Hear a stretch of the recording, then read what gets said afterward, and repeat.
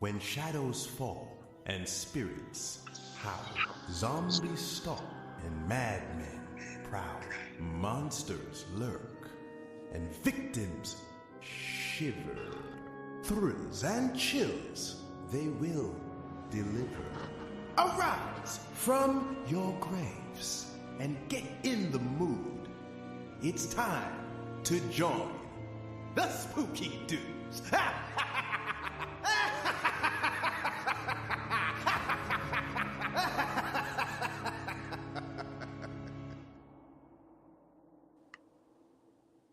Dude. There we go. I'm unmuted. Guys, there's a lot of people on the show tonight. Oh, I'm not used to clicking this many times. So, hello, welcome back for episode 20. You guys hit episode 20 real here. quick. Sorry to interrupt. Spooky Dudes. Mike has been stupid today. So can you hear me? Am I glitchy or? Yes. Oh yeah, we can. you are Okay, heard. you guys are still glitchy on my end, so I don't know. I cannot unmute Amy. There she is. Boom, got her back. Okay. Hey, everybody. Hey. Hello. If you notice, there's a lot more. There's a lot more than 2 squares on the board today. So, anything can happen. We could lose half the crew at any moment. But it's episode 20, Spooky Dudes, and I'm joined with the folks from ClockOut Films to talk about Slaughter Beach. What's up, y'all? Slaughter Beach. Yo. I'm so off kilter. It's funny. Daniel C. Davis is the guy who reached out, and we set up this interview a while back, and I finally got to watch the movie. Woo! Last night and today. So you guys know I'm 41 years old. I have 2 kids and a full-time job, so I never watch a movie in one sitting. It just doesn't happen. 41 Club. It happens. But let's just go round robin. Daniel C. Davis, the director. What's up, man? How's it going? Pretty good, man. Thank you for having us on. Yeah, thanks for coming on. And we got Ethan Hahn, the awesome boy from the film. Hi. Up, Ethan? Hi, everyone. How you doing? Happy to be here. Thanks for having us. Thank you for being thank you for being in costume. I really appreciate that energy. Any chance he gets to wear that thing, Wears it to bed, wears it to the doctor's office, wherever he has to go. Yeah. I I think he wore it on his first date with his girlfriend. She was just like, what is that? And he's like, I I don't would know. think that. That's probably what got her in there. That's Home run. hey, whatever works, man. Whatever works. Yeah. It suits you. Yeah. And what's an awesome boy without an awesome sidekick, Bludgeon Man? Yay. You know, I'm going to call you John. that. I'm going to call John Bludgeon Man all night because that's what it says on my screen. So I'm just All right. going to go with it. That's all right with me. And then our villain will join us again when he's not buffering. But we also got Amy Lynn, who was also in the film as the first kill or second kill. She was the first kill. First kill. Boom. She was There's my only one- opening I'm a girl. screamer. The screamer, and she gets a good. I'm not going to ruin anything for anybody. This is a fairly new movie, but you'll see her a couple times. That's all. Fishman Sam. I don't know if we're going to be able to talk to him tonight or He's not. lurking in the darkness. Yeah, I mean, Fishman Sam lurks in the darkness, so He is the Fishman terror in the that dark. flaps in the night. Oh, we got our first comment here. Thank you, Brandon Posey. Two people on my people. screen at once. Hey, This is how, not the Hollywood Squares. how do you think I feel? We're I'm just center doing it, square. man. Fishman Sam. Well, so the movie is a 2022 horror comedy. I got the chance to sit down and watched it. Really enjoyed it. And let's just start off talking about what's the origin of Slaughter Beach. What got this whole project started? The origin of Slaughter Beach. I've said this story like a couple times on other podcast interviews, but it's the origin is when me, Jim, and producer Brett Taylor were on our way to a video gig in Rehoboth, and there's actually a place in Delaware called Slaughter Beach. We were driving by, and then the sign comes by, and we're like, Slaughter Beach, that sounds like a good idea for a movie. So we had the pitch meeting in the car on our way to the gig. So it pretty much just started out as just like kind of like a what if joke conversation, and then now here we are talking about the actual movie. That's how it works. Mhm. Serendipity. Right. Think, All right, think, Pop, yeah. one of the main things I want to know about too is, like horror comedy is a real tough road to hoe. I mean, your degree of difficulty in remaining scary and funny it's incredibly difficult to balance. So what did you just? I mean, I don't know your whole filmography. So was this just like you were just like, man, you know what? F it, we're doing it live. Let's just make this movie the best horror comedy we can. Like, what? Why did you choose to climb that mountain? Why did I? Well, because I pretty much love horror comedies, so I Okay. always wanted to make one. One of my favorite trilogies is the Evil Dead trilogy. I love Yeah. the Basket Case trilogy. So horror comedy is just a thing I've always been passionate about, and it was kind of just like the latter of what you said. It's just like, let's just do this. Yeah. You know, let's make this freaking thing. I love it. I got to throw a plug out for Frank and Con real quick because Frank All right. Henenlotter is one of our guests. So Really? yeah, we got and Kevin von Hintenrich that was in Basket Case. So we've got Nice. kings of horror comedy in the house. So anyway, okay, back to the movie though. We've got our two heroes here too. Ethan, Bludgeon Man. Yes. John. I guess I've never acted, so what how do you get into these characters? Ethan, you kind of seem, just from knowing you for the past 5 minutes, I don't think you had to break much out of your normal human self to get into character, but you could surprise me. How'd you guys get ready for this? Well, yeah, I can go first. Yeah, again, what I always tell everyone is when Dan casted, he kind of just casted like, just kind of what the personalities are. So like for me, it was pretty easy just to kind of get into it. If I had to, when it came to acting, if I had to really do something extra, I did it a little more peppy than usual. But what you see on screen is pretty much like how I am. When it comes to prepping, I don't know. Barry's Asian, so I would have like a nice rice bowl in the morning, those kind of things. But those kind of things, yeah. And yeah, for me it was just a fun time. It's kind of act like myself, Yeah, I pretty like much casted Ethan from Jim's suggestion, because him and Jim met each other working at the movie theater. Yeah, we used to work at a movie theater, and Ethan was one of those employees where pretty much everyone at that theater was his friend. Like there was not one person at Cinemark that didn't like Ethan. He's very much awesome boy in real life. That high optimism, go-getter attitude. So yeah, he told me about his like YouTube channel. He's I made all these comedy videos. I was like, holy shit! Look Yeah, at I this remember guy. telling Jim because I'm just too much of an open book, so I just told him, yeah, I'm do YouTube. I want to be an actor, and then lo and behold, he put me one of his stuff, and then the connections built from there, which is great. So God bless him. Yeah, because the character of Awesome Boy just fit his personality, and since I wanted the Defender Benders to be, I guess, kind of grounded and have the comedy kind of flow naturally, I wanted him to be as natural as possible. Yeah, I would say there's definitely like whenever Ethan and John are on the screen, it is definitely heavier on the comedy for sure, right? Because they like you said, kind of a little bit of a slapstick thing going on, a little bit of the Evil Dead stuff kind of going on. I definitely got that vibe from it. John, what about you? Let's hear from Bludgeon Man. Oof, for me, when I was doing it, it's weird. I drove 2 hours to go film every time we'd film. So I'd have a lot of time to think in the car, like I'm in a car right now. And I was ready to shoot. You're not sleeping at Royal Farms, are you?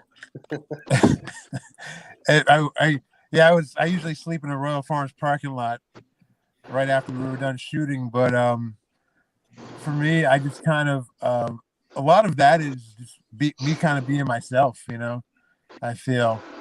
And I kind of upped it a little bit for, parts here and there, but most of the time I'm pretty much a really goofy dude. So. Mm-hmm. Well, I mean, it came across as very natural, and you guys had I thought a good chemistry, and it was always fun. It was I don't want to say like it was like had like a Jay and Silent Bob vibe, because neither one of you was really silent, but that A sort Bill of and Ted kind of vibe. There you go. Yeah, it's got some Bill and Ted stuff. I like that. Amy, our first victim. Yeah. We can't ruin the other part, but No, of course not. Question to you. I mean, when you came into this project, did you know I'm going to be on screen for the first few minutes of this and get ganked? Did you? I mean, this was. I mean, yeah, it's kind of like what I'm destined to do, I feel.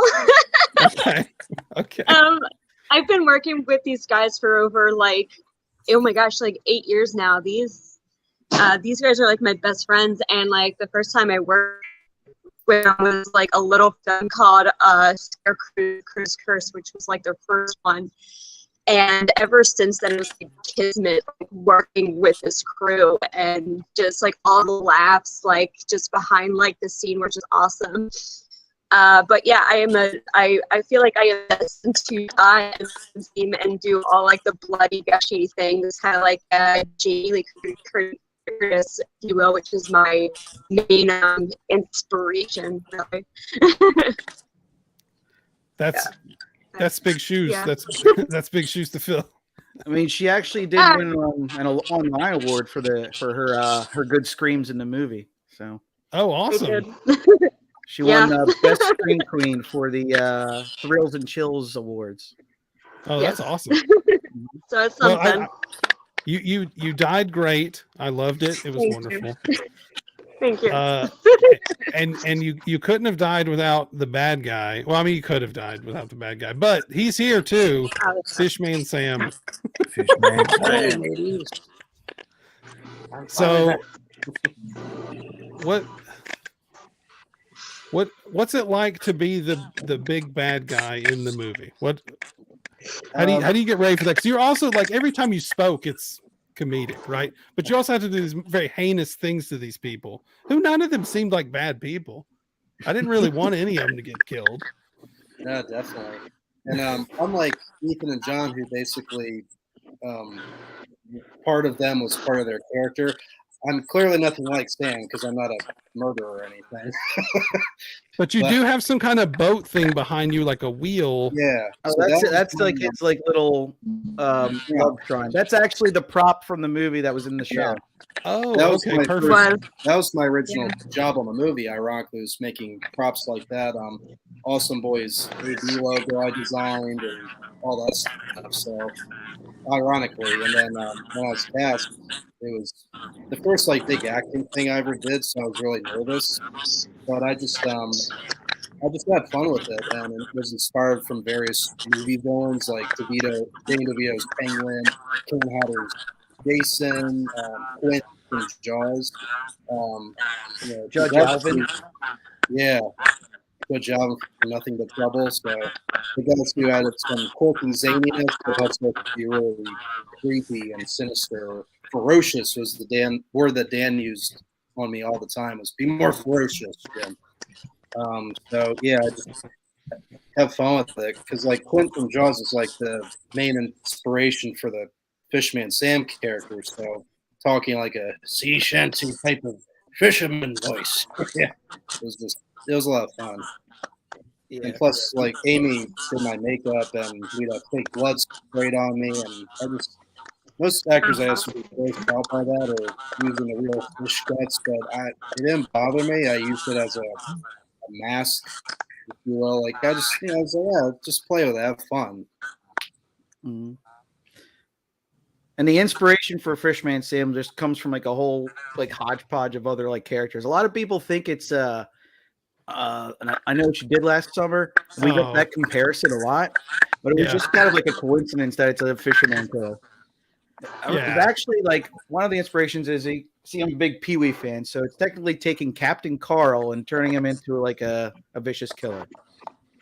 Yeah, I'm a big Pee Wee fan too, man. That's I can see that. I mean, any horror movie where the bad guy wears some kind of slicker and has a hook is inevitably going to be, especially it's a slasher movie, right? Like he's going to be compared to I Know What You Did Last Summer guy. Whatever the Fisher, well, I don't even know what they called the killer in that movie. I don't know either. At least Fish Van Sam has the ring, you know. Yeah. He had a character, yeah. Like there was a character there. Well, we got some questions to get into here in a few minutes, but I got the ticker running down here. You guys, if you want to go check out the movie, you can get it at srscinemastore.com. Remember, that's our buddy Ron Bonk. Yeah. Crazy Thank man you, that made House Shark. He's wild. But you can get. Does he have another one, Puppet Shark, coming out? I can't keep up with all his Amityvilles and his shark this and that, CGI shark and Puppet Shark and all that. But tell us what's next for ClockOut Films. You just came off this film, I guess, middle of last year, late last year? Yeah, no, we actually filmed like a couple of like inserts, like just a little bit last year after its first premiere in the Ocean City Film Festival. Oh, so we were still working on it, even while it was having its festival run. We just like literally finished it before we sent it to Ron. Oh wow, okay. So yeah, that's that. Okay. Well, excellent. Guys, long run. Yeah, that's good. I was talking. I don't remember who was on here at the time I started talking about this, but you guys, if you get up to Cherry Hill, New Jersey, there's a wonderful Monster Mania. Yeah. Great con. Like, I don't know if they do a film festival or not. I'm sure they do, but that would be a great place to show. I don't think Monster Mania does film festivals. They should look into it. I do know that we just got into Phantasm down in Orlando. Cool. Are you going to travel with it, or are you just sending it in? I might go down there and check it out. That's awesome. That's awesome. You got Lloyd Kaufman on your freaking Instagram too. Sorry, it just distracted me. He's holding Twizzlers. Yes. That's actually my buddy Brian Wild's film that he's working on called The Boog. So that is one thing ClockOut is working on. Unassociated. I had a little bit part with Lloyd as like a news reporter. He came on set one day and he was like the sweetest guy ever. Yeah. And The Boog is going to be about this booger monster that attacks this poor mom and her son while her son's sick with COVID. Oh geez. Okay. This is a growing subgenre, by the way. The COVID horror movie. They got sick, and then now The Boog. I'm sure there's more. It's funny, that movie Contagion with Gwyneth Paltrow and Kate Winslet. That was right. COVID. The Crazies, the George Romero movie, kind of similar. So it's funny some of these are like kind of anticipating or whatever. I've read that people during the pandemic actually reached out for movies like that. They wanted to watch more of them. Like all those movies got more popular while people were on lockdown. What else? Oh yeah, we're also doing a short called The Fiddler, and that's going to be part of a project that John is working on with Jeremy Moorhead from Epic Film Guys and Brain Stew. He's producing it. He just came off of producing Fredheads, the documentary. Oh, cool. So he's working on this anthology movie that's going to be kind of like Creep Show-esque, and yeah, we're looking forward to that. We like Creep Show. See, I don't know what. Oh, yeah. There we go. I noticed that. And It's a giant mirror, so I had to cover it up with something. I was like, might as well be my creep show blanket, right? and Jim is a filmmaker on his own. He's working on a short right now called Yesteryears. Yes. He just did a superhero horror film of his own called X Night in Warp Hell. You can find that on Tubi. That's We love Tubi. Mhm. You see find me anything on it Tubi. as well. yeah. I was going on like a little Charles Band binge on Tubi because you can find every full moon movie on there. I've noticed that some of them are censored though. They which are. bums me out. I'm like, why Tubi? You don't have to censor anything because obviously you have, there's some pretty explicit stuff on there. Why are you censoring full moon movies of all things? I know, right? Maybe that's his way to drive people back to his platform though. He's like, you can see Everything on Tubi there. Because I just spoke with Sledgehammer about Ghoulies 2. So about Ghoulies movie? 2. Oh yeah. Yeah. Classic. Stone Cold classic. Well, I got a really quick question for all you guys. Do you like t-shirts? Yes. Of course. Me? Yeah, Daniel. Do you like t-shirts? I love t-shirts. In fact, if you go to SRS, you can grab a Slaughter Beach t-shirt of your own. Oh, what? Yeah, Serious? you didn't know this? Wait, go to SRS Cinema, the website. We can get. Yes, go to their shop, search in Slaughter Beach. You can find the Blu-ray, and you can find your own t-shirt if you like the Blu-ray. What a deal. Mm-hmm. And I think while you're there, you can probably buy Blu-rays that Ron doesn't want in his collection anymore because there's just some random stuff on there too. It's one of the weirdest things about his site. I'm like, why are you just selling your collection? But yeah, guys, check it out. It's srscinemastore.com. There's all kinds of stuff. There's bad CGI sharks. There's Slaughter Beach. There's Bangin' Vengeance. I mean, go check it out. Hashtag not sponsored, but guess who is a sponsor? Fright Rags. Oh, Go to fright-rags.com. Use code SpookyDudes10. Save 10% off your order. The t-shirt question. Right? that's funny. I was just going to wear my I have a Fright Rags t-shirt. I think I've had their basket case Fright Rags. So. They just released a Frankenhooker collection too. Nice. So you get all the good Hand and Lauder stuff. Go there right now. Fright-rags.com. Code SpookyDudes10. All right. Woo. That's our shameless plug. Now, who wants to be first? I'm going to take volunteers, but you don't know the question until you volunteer for it. Uh-oh. I like to go first because you might lose me first, actually. You might Amy's lose first, me okay. first. Just letting you know. Okay, let's see. Yeah. Amy, what got you into horror? Ever since I was a child, my dad was a big B horror film guy, and my first horror film was Puppet Master. Actually, I was about 4 years old, and it was on TV when I was a kid, and I kind of fell in love with it that way. Actually, my dad. Uh-oh. We lost Amy. More into metal and horror film and stuff, so that's kind of where I got into it. And then I do haunts as well, and I've been in that industry for about 16 years or so, about that. So a long time. So I've kind of been into horror my entire life. It's more like a lifestyle, really. Her husband actually proposed to her at this haunt. He did, because he also works there as well. Love that. Yeah. That's a good answer. We didn't lose you during the answer. We almost did. I thought we were losing you for a second. We got another comment. I don't know who this is, but Chevy Chase has joined us. Clark Griswold. What got me into horror? Poor parental supervision. Oh my God. Thank you, Clark Griswold, the last true family man. Thank you. All right, who's next? I mean, he's not wrong. Amy kind of answered question 2, but I'm gonna still give question 2 to somebody. Fishman Sam. Yes. First horror film. By the way, I saw your Joe bobblehead behind you. Oh yeah, it's on my TV. I got one up here too. It's a great Paul Bearer Press. Wonderful. Right. First horror film you can remember watching. I'm gonna have to say Jaws. because my mom That's like convenient. right? How ironic. How foreshadowing. He was studying for the role back then, you know. Exactly.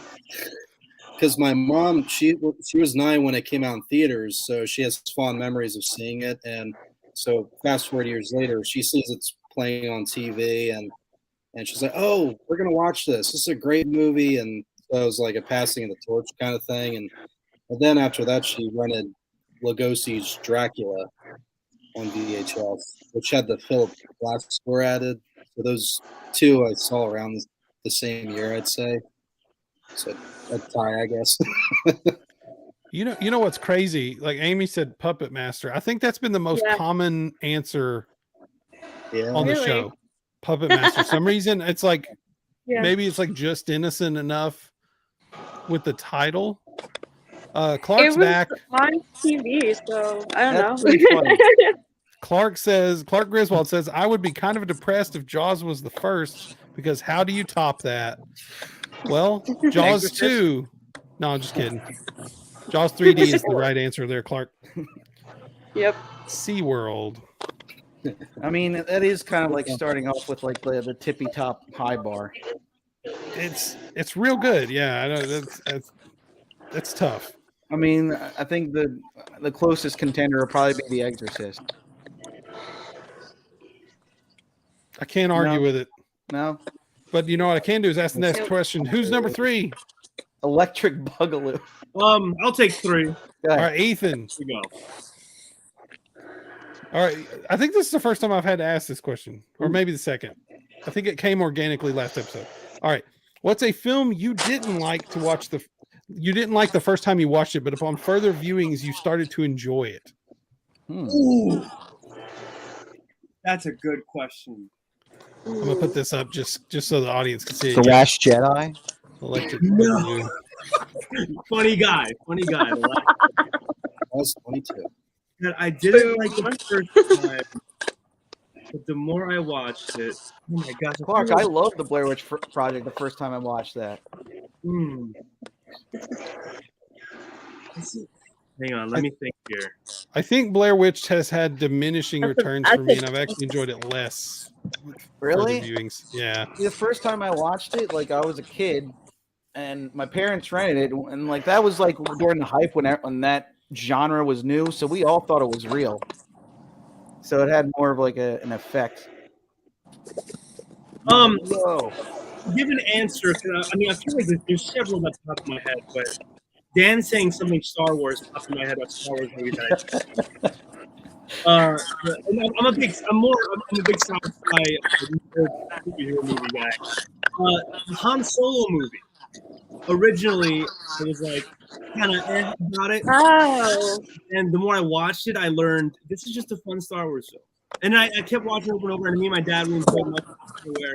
Not one of the best Star Wars films out there, but I think it's one that we can all turn our brains off and enjoy. Like, hey, Han and Chewie are on a young adventure. What a fun time, you know? But yeah, that one popped in my head for sure. But if something else pops about, I'll let you know. So, yeah. Solo a Star Wars story. Yeah. Okay. And I didn't specify horror, so I'm gonna let you get away with that Star Wars crap, okay? Yeah. Right. Who's next? Bite your tongue. John, did you say you were next? What's that? Did you say you were next? Did you raise your hand? I guess I did. Oh, wow. All right, and now from now on it's horror. From now on it's horror. Ethan got the one softball. That was it. All right. I think no, different question. It's a little horrifying. Okay. You don't get any prep time for these. These are lightning round. Okay.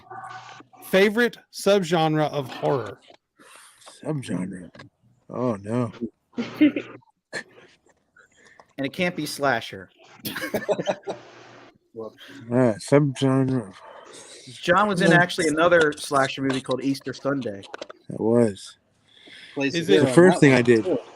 Is it Easter Sunday or Feaster Sunday? No. Easter. Easter. I got a movie called Feaster Sunday up here. Oh, that's awesome. I shit you not. It's these guys in Kentucky made it. Was that the Mockbuster version or? No, it's these dudes in Kentucky. I'm gonna mess the dude's name up, so I'm not even gonna say it. Clark said, "I can see panic in everyone's eyes when the topic is constantly changed." Who is Clark? Which one of y'all brought Clark on board here? 'Cause I don't even know this guy. He's never been here I'm before. not He's never. complaining about To quote all Ash, that. I gotta understand, man. I never Let's even be real. saw you. No, Clark. Hey, Clark. I am glad you're here, buddy. Thank you. Welcome to. It brings us back to Clark is grade awesome. school when the teacher calls on you with a random question. That's what it is. Yeah.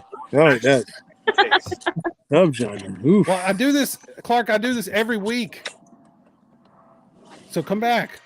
Yeah. Glad to have you, Clark. Okay, is it All right, slasher? John, you're up. Is it slasher? Subgenre horror. I do like a good slasher. I mean, I'll watch one of my one of the first memories is like I mean, like I guess like a subgenre, would that be like a like, because like the first things I remember, I watched as a young kid, I watched the Toxic Avenger. I don't know if that counts as like a subgenre.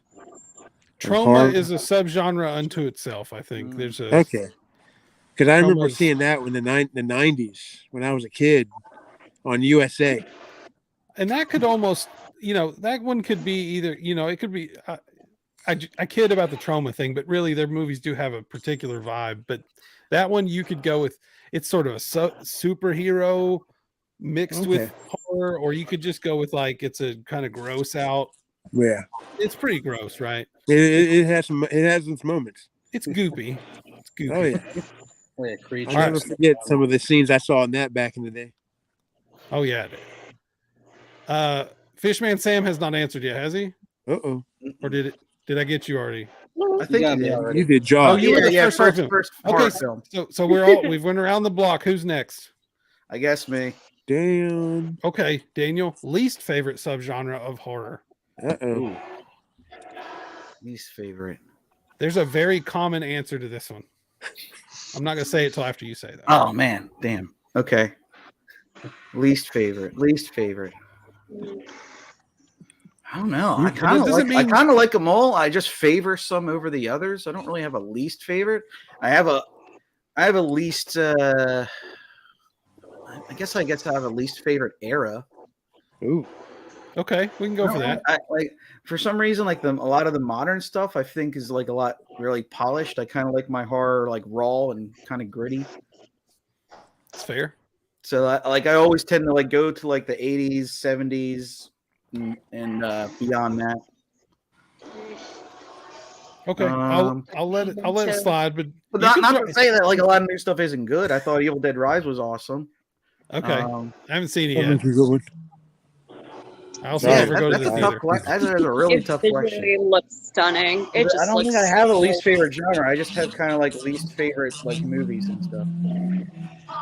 Okay, we normally don't talk trash on particular movies, but you can throw one you hate in there just because I'm feeling, generous. Oh well, we know what Brett, the producer's answer is. Remember, Jim?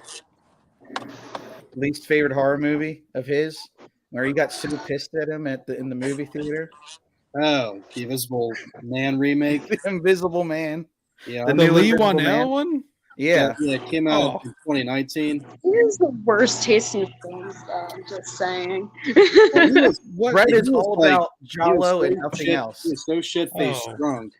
So yeah, that didn't help. And he was high, so drunk and high. He Brett is all about Fulci, Mario Bava. I mean, those Same. guys are good, but he's like that's it. we love him, but it's all he watches. We love the guy, but like if you tell him that one of your favorite horror movies is John Carpenter's Halloween, he'll say that's basic. It's like, no, it's not. It's a classic. It helped, create the slasher genre. So whatever. Mhm. Oh, okay.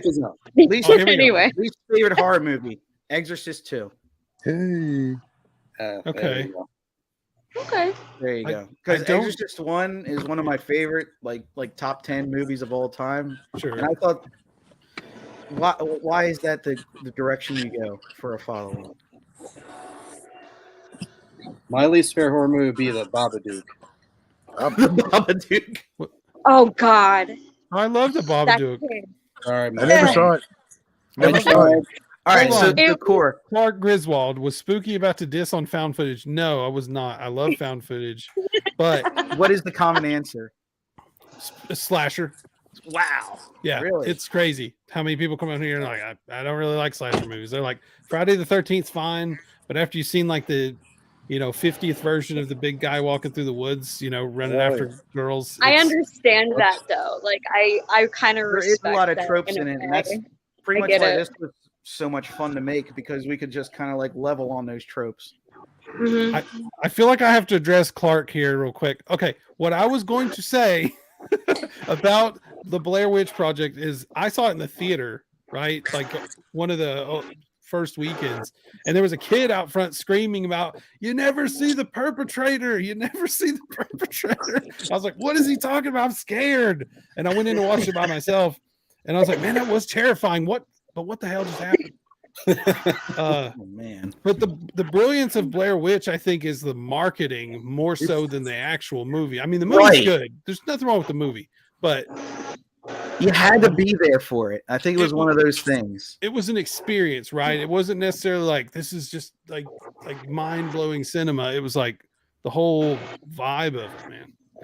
Yeah, because I know the last broadcast came before it, but Blair Witch was the first like mainstream hit. So Blair Witch is. I'll go on record to say Blair Witch is a lot better than the last broadcast. I say I never seen the last broadcast. I just know it existed beforehand. I think it's on Shudder. It's good. I want you to watch it and then message me back what you think, because in my opinion that movie's great until the ending. They ruined it for me. Dang, Clark is chatty, man. I watched it in the theaters at age 12 next to my BF who looked at me with disdain for dragging him to Blair Witch. Why would it was fun. Come on. It's different. Yeah. Took adulthood before I appreciated it. Wow. It's funny. What does that it's funny mean? Clark talks about going on a date to see Blair Witch. I remember taking a girl on a date to see Kevin Smith's movie Tusk. Great Yeah. movie. I love love that movie. I Tusk. love that movie. She was like mortified by it. She's like, "Oh my god!" All right, who's next? It's a nostalgia-based question. Who wants to get nostalgic? Oh boy. Jimbo. All right, Fishman Sam. When I say the words VHS cover, what is the first VHS cover that pops into your brain? Ooh. I have to say Come on, James. Dead Alive, because I remember seeing that in Blockbuster, and I wasn't allowed to watch horror movies that young, but I remember seeing that and being like, I would go down a horror aisle anyway, because I just thought their artwork looked cooler for some reason. And Dead Alive with the woman like the little skull in her mouth. As a kid, I thought, oh my god, did she eat something with a little skeleton man and it's in her body trying to climb his way out? Get me out! That's what I thought the movie was, and it wasn't. I remember seeing that. That's good. The last episode I did, that was my guest answer was Dead Alive. Nice. So it's a good one. It's very memorable. All right, next one. Who wants it? I do. Amy. Yes. What is your favorite type of physical media? Because we still believe in physical media over here, because if they want to yank the movies off of Tubi, they'll do it. So what's your favorite type of physical media? Physical media? Yeah. Oh, I don't fucking know. All right. Anything but streaming is acceptable. Anything but streaming. All right. Yeah. I guess good old DVD. I had so many of those, honestly. Good old DVD. I don't know. That's a hard some of us question. are still surrounded by them, much to my wife's chagrin. So Yeah. Well, just a good old DVD, honestly. Like, I would miss going into like the bargain bins and renting them, and then like my dad had them everywhere, sprawled throughout the house. So that's kind of like more like nostalgic, honestly, for me, honestly. And VHSs, of course. VHS got a big resurgence in the past few years. It's Yeah, weird. they did. People will Still pay have them. $100 for a Herschel Gordon Lewis tape, and I'm like, So I pay $5 for still have a DVD. few. I still have a few with a working VCR, by the way, so it still works. Just keep those heads clean. It'll be work forever. Yeah. All right, who's next?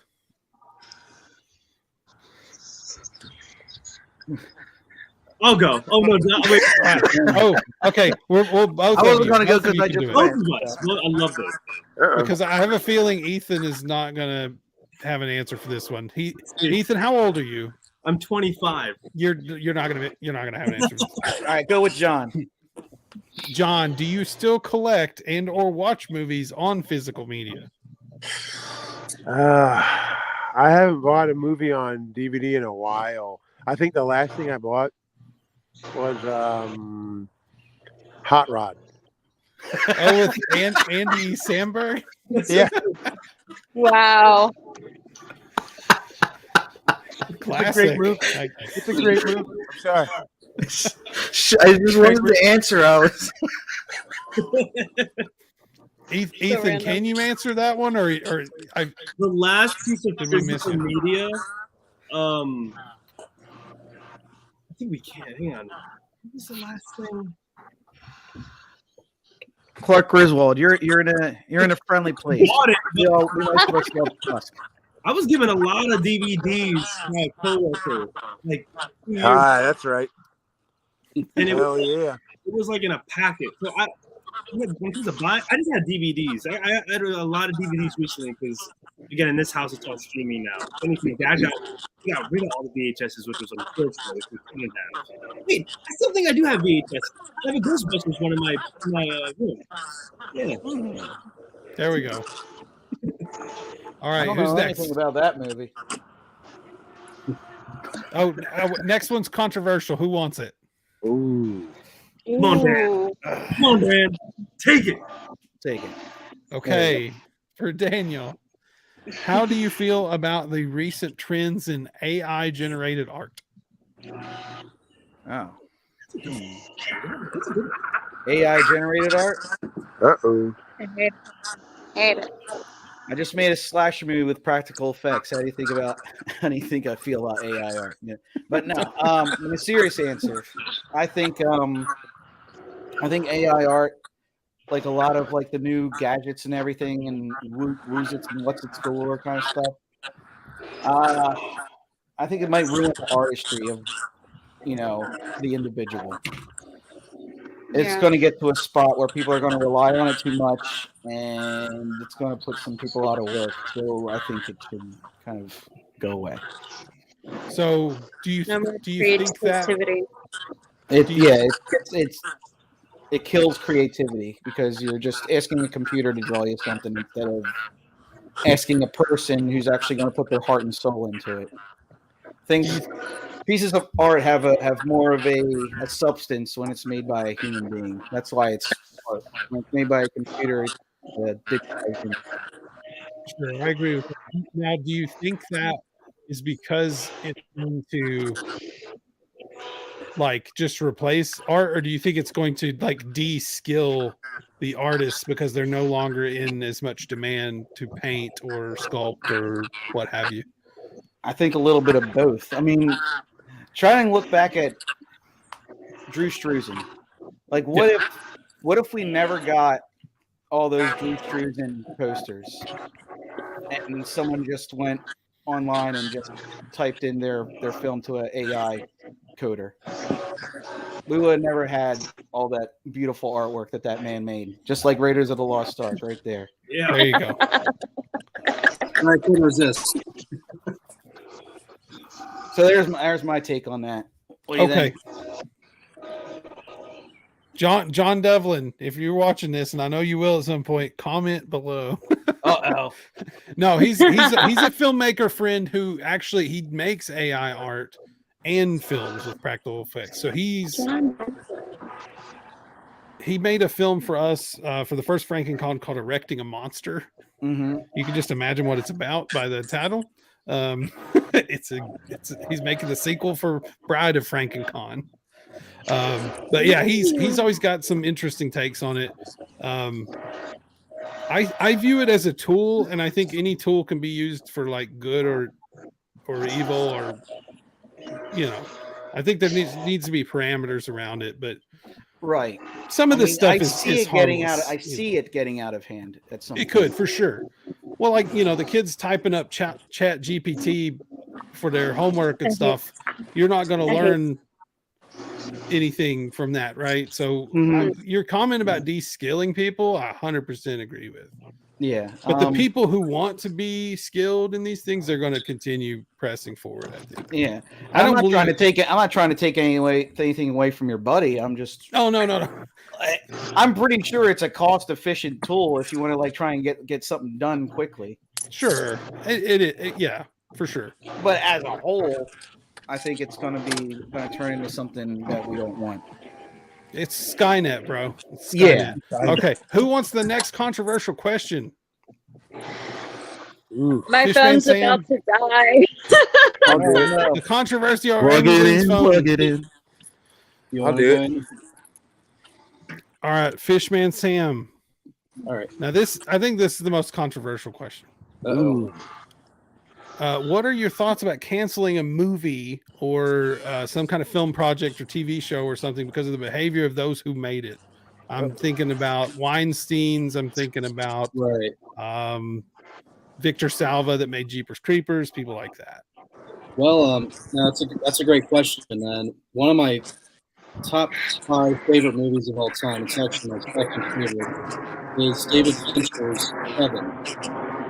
And to me, it's one of the best horror movies ever made, but Kevin Spacey plays the villain in that movie, John Doe. And Kevin Spacey, obviously, I don't need to explain all that he did, but that's an example of like, okay, you shouldn't punish everyone else who worked hard on that movie.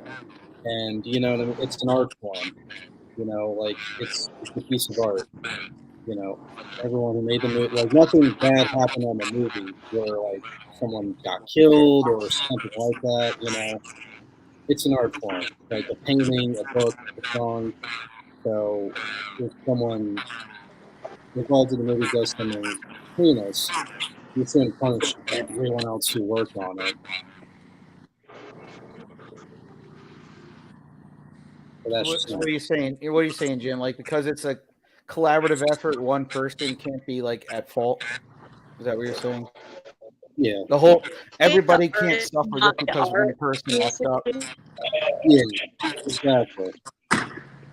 Like Harvey Weinstein. Just outcast that person. Yeah, like you said, Harvey Weinstein is he is a scumbag. But like, look how without Harvey Weinstein, we wouldn't know. There's still stories like that are popping up about him. Right. Like I said, without Harvey Weinstein, the Weinstein company, we wouldn't have known who Quentin Tarantino is, Kevin Smith. Like, you know what I mean? Like, it's sort of like, oh, well, what he did was effed up, and, here's what you got. But it's like, well, all right, can you cancel Clerks, Pulp Fiction, Reservoir Dogs? No. I know others might disagree with that and be like, no, they should probably be canceled and, be like the 1984 book by George Orwell or censoring all that, but it's like, why? It's just a movie. And if it like offends Griswold agrees with you. Clark Griswold. I can't get over Clark what he said, or what Clark said. Whoops. Oh, it says, why should the second assistant AD or second assistant director suffer for one person's horrendous decisions? That movie could be their big break. Exactly. Hey, we're thinking too big. Exactly. What craft services? Why should craft services suffer? The unsung heroes of craft services. Right. All right, I got one more that's some people think it's way more controversial than it is. Who wants it? I'll take it. You'll take it? Ethan. All right.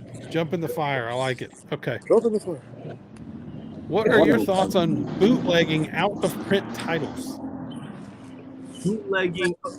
out of print titles, like what? Typically out of print. I'm not saying the people that are like bootlegging, Terminator 2 and selling it at the flea market. I mean, like movies you can't, Like the Roger Corman Fantastic Four. otherwise you can't watch it, right? Stuff like that, yeah. Oh, so like just The something Star that's, Wars holiday special. so bootlegging Yes, something Life Day. that isn't accessible. Yes. When it comes to bootlegging, to me at least, is already kind of like a off thing. But I feel like, I mean, if I'm being very transparent, if it's something you can't access and then you just want to see it, and then someone just like, well, there's only one way to access it, and we gotta like put the bootleg. I mean, I'm not gonna say I wouldn't watch it. Like, I would probably watch it. So I would say, like, I would say I wouldn't encourage it, but I mean, if it's when it comes to the out of print titles,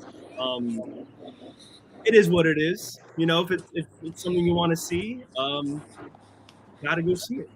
And I would probably go out of my way to go watch that film as well. So someone's like, sure. Like, what did you go through to get that bootleg? Oh, well, I had to do this. Well, yeah, all right. Well, we're here. We're watching. Yeah, if it's out of print, I mean, you're not. Yeah, exactly. Figured out I bootlegging. think at that point, like, if companies out there trying to make like money out of it or anything, and if it's just kind of floating around the air, go crazy. Mm-hmm. Just Exactly. be discreet, because you will still get in trouble. And this usually happens because some company has the rights and they're just holding it down. Like someone owns the rights to Sleepaway Camp 2 and 3. Oh You yeah. can't find a legal disc in the U.S. Yep. Okay, who wants the next one? We're back to light and fluffy. No more controversy here. No more controversy. Light and fluffy. I'll take this one, and then I'm gonna have to go because my phone is at 1%. I was at 60, now I'm at 1. So. Oh no. Okay, then we gotta go quick. Yeah. Favorite costume You may- or mask or prop from a horror film? Any horror film? Any. Any. Oh my goodness. It was okay. It's gonna be cliche, but it's gonna have to be the William Shatner Halloween mask for sure. Nice. For sure. It's Nothing just wrong with classic, that. and the fact that it's William Shatner is just like the absolute best. So that's what I'm gonna say. That's a good pick. I watched Tommy Lee Wallace and Sean Clark try to redo, like take an old Captain Kirk or a remake Captain Kirk and then try to make it. And they were spray painting in a small room. And I'm sitting there just like, that's terrible for your lungs, guys. Walk outside at least. Mm-hmm. I had such anxiety watching the video. All right.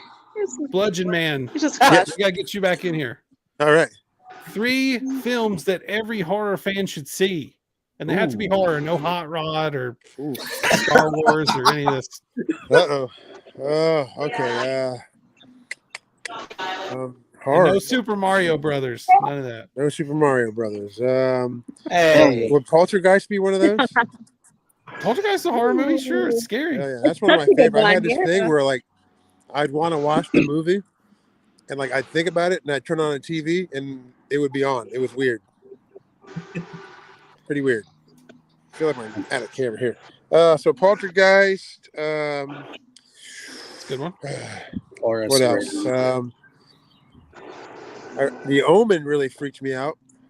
It's all for you, Damien. Yeah, That one's yeah, really good. I watched that like not too long So ago. yeah. I'm trying to think of another one that really got me. Another horror film that's really. Whew. Let's see. Excuse me. I remember watching Nightmare on Elm Street when I was a kid, like back in like the 90s. It's a great movie. Yeah. Oh, yeah. Mhm. Solid picks. And only one of them was a slasher movie. Yep. Yeah. Hey. I got to bring Clark Griswold's comment up here about the prop. Hey. I know, that is hilarious. Tom Savini's special member in From Dusk Till Dawn. I think about it constantly. Come on, sex machine. Oh my gosh. I forgot about the cock gun. God damn it. I should have said that one. It's good. Totally was forgot great. about it. Damn It's it. funny. I I forgot also that. love how the person that's got the knife out is Greg Nicotero, who was his mentor. So it's like teacher against mentor. It's like the horror guys Yeah. going one to one. That prop, the cock gun, is kind of a reference to Rodriguez's movie Desperado, because it showed up in that inside the guitar case full of guns. That's a classic movie too. Totally forgot about the just beautiful. All right, who's next? I got two more. I'll go. Fishman Sam. Two movies to watch during the Halloween season to get you in the mood. Two movies to watch during Halloween season. Okay. I'd say Carpenter's Halloween, but I feel like that'd be kind of cliche. A little, yeah. So I'll think outside the box, just for argument's sake. Made in Manhattan. Does it even take place at Halloween? I've never seen it. Okay, I would say I'd go old school with like Bride of Frankenstein. That's the classic monster movie. You can't, And beyond that, you said two. Okay, so Bride of Frankenstein and I'll throw a slasher in there. I'll throw a slasher in there just for the hell of it. Friday the 13th part. Nice. Kill. Which one? Which part? Part 6. Sorry. New Okay. Yeah. One more plug. Jason Lives, part 6. One more plug for FrankenCon coming up in 2 weekends. CJ Graham and Tom Matthews will both be there. That is Tommy Jarvis and Jason Voorhees from part 6. They're such sweet guys. We got to meet them. Yeah, we got to meet them when we screened Slaughter Beach at Midwest Monster Fest. Uh-oh. Yeah. CJ was awesome. He did like a little interview with us, and Tom Matthews, he just walked up to us and just started just bullshitting away with us and just acting like he was like, "Oh, hey guys, blah blah blah blah blah blah blah." We were like, "Is that Tommy Jarvis?"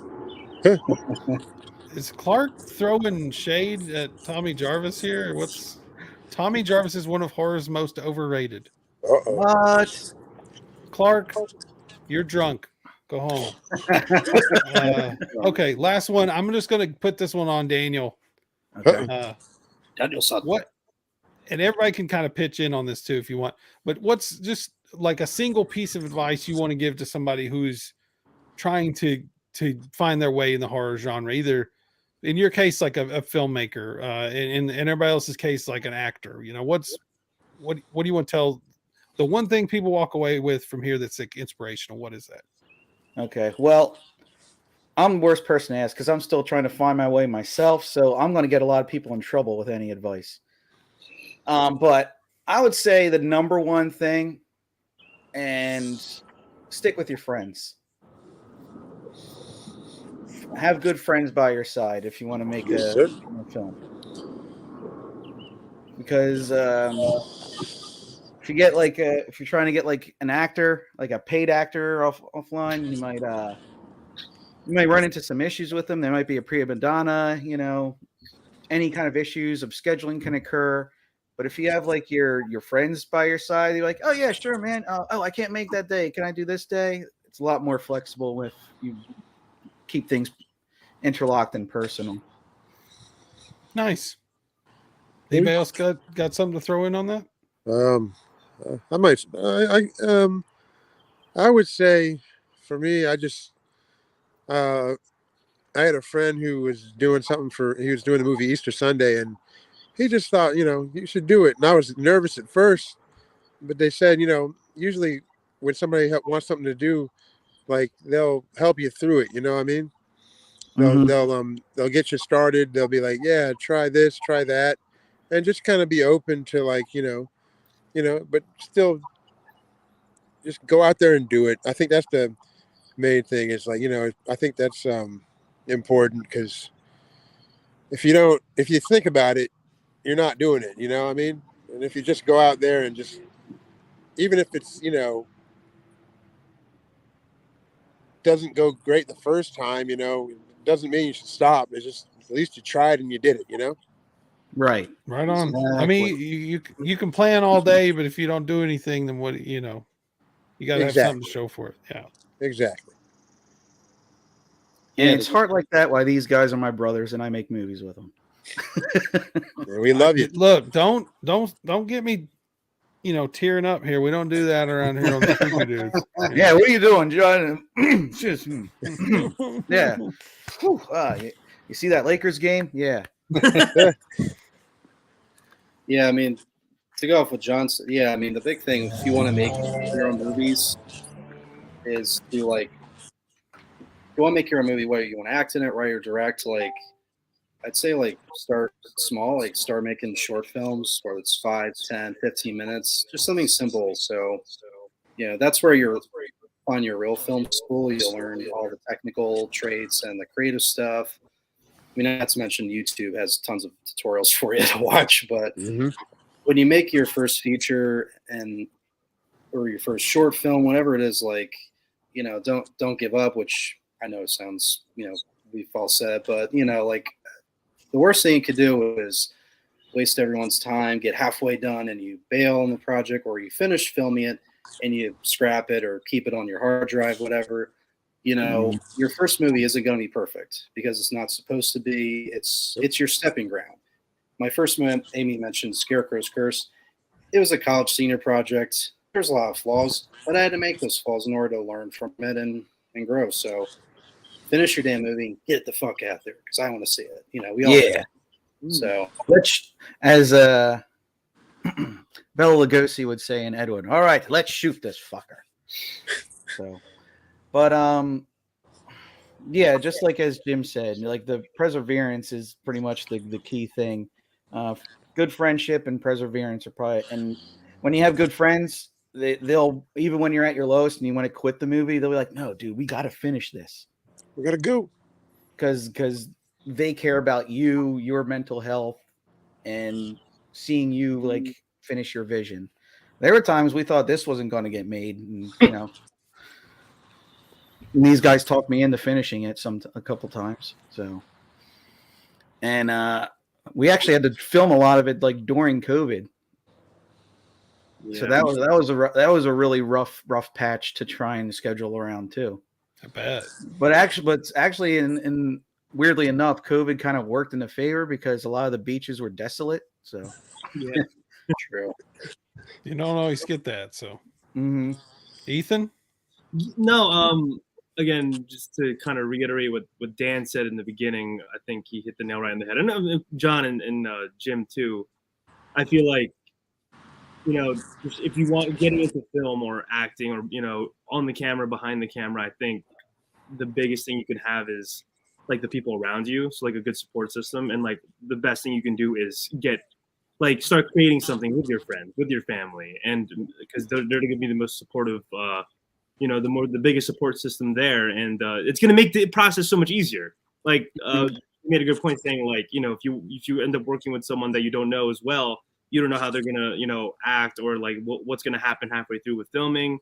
But just to kind of focus on the acting side of things, what I can tell everyone is like, again, John said this, just be bold. Just like if something seems a little scary or uncomfy, try it out, and then it's experience. You know, experience is everything. Building relationships is everything. With like I think anything in the entertainment business, I think it would like building connections and relationships like is going to be like everything in that. So just try to build more connections, and then those people will know people, those people will know people, and then yeah, you can eventually, you know, make your way up the ladder. But as long as you're enjoying it too, I think if the biggest thing is whatever spot you're in, just make sure you're enjoying it. And if you're not enjoying it, just reevaluate and then find a different direction, find the right people, and then just kind of go from there. Yeah, and to go off of what we're all saying and to kind of close things up. Yeah, like this might not be like the most perfect movie ever made, but you know, we still stuck with each other to get it done. And you know, people that watch it in the screenings, they get good laughs out of it. And to quote Ivan Reitman, one of the greatest feelings in the world is creating something funny with your friends and watching people enjoy it. I like it. I couldn't have said it better myself. Hey, I haven't, you know, I joke that there are like 5 perfect movies out there, but there's no such thing. In reality. Jaws is on that list, and that certainly is not the perfect vision of what Steven Spielberg had in mind. Right? Unless Right. Yeah, he wanted to show more of the shark. Yep, that would have been awful. Great white flown turd, as he said. That's what ended up making it, man. You know, was the scarcity and the struggle. You know. However, Well- I think Beetlejuice is up there as like one of the most perfect. Yeah, Beetlejuice is great. Napoleon Dynamite. Napoleon Dynamite. I said, One I Flew was Over the thinking Cuckoo's funny. Nest is pretty perfect. You can't. It is. There's no flaws in that movie at all, It makes you except feel for the downer ending. That's about its only flaw. It's a pretty downer ending. Napoleon All right. Dynamite. Are we gonna wrap up here, Corey? Yes, All guys. Daniel Davis here, the director. Check out ClockOut Films on Instagram. It's in the ticker below as well, but it's no funky spelling. It's at ClockOut Films. Just run it all together. Don't put spaces. And if you want to buy the movie on Blu-ray, support these guys. Go to srscinemastore.com and tell Ron that Corey sent you, and he'll go, "Who?" And then you can say the spooky dudes guy, and he'll go, "Who?" And feel free to give these guys some love too if you come to the Clockout page. Go to X Night Productions for Jim. Go to Ethan Hahn Productions for Ethan, and go to John McCoy. I think that's your Instagram, right? Yeah. Yeah, you'll find us all on there. Yep. Yeah. On Instagram on X Night Comics or X Night Productions, you'll see my superhero with the black and white X mask. And go watch it on Tubi because Yes. we love Tubi. X Night Escape from Warp Hell. Filmmakers can get paid through Tubi. It's nice. Mm-hmm. That's nice. That's very nice. Well, guys, I want to thank you all for joining us. No, I'm a little bummed we lost Amy, but cell phones do that thing, and it was worth it. Her face froze on the screen for a while, and I was like, "What are we going to do with this?" But we didn't do anything with it. She just disappeared. Anyway, thank you guys for reaching out and coming on the show. Really had a good time talking, and Thank you I for wish being y'all- flexible, man, and having us on. Yeah. Thank you so much. I wish I y'all had a nothing blast. but the best of luck going forward. And Ethan, you keep wearing that cape. Oh, I'm not taking it off. Yeah, Every day. All right. Every day. Stay All right. spooky. All right, guys. Take your vitamins, say your prayers, stay spooky, my dudes.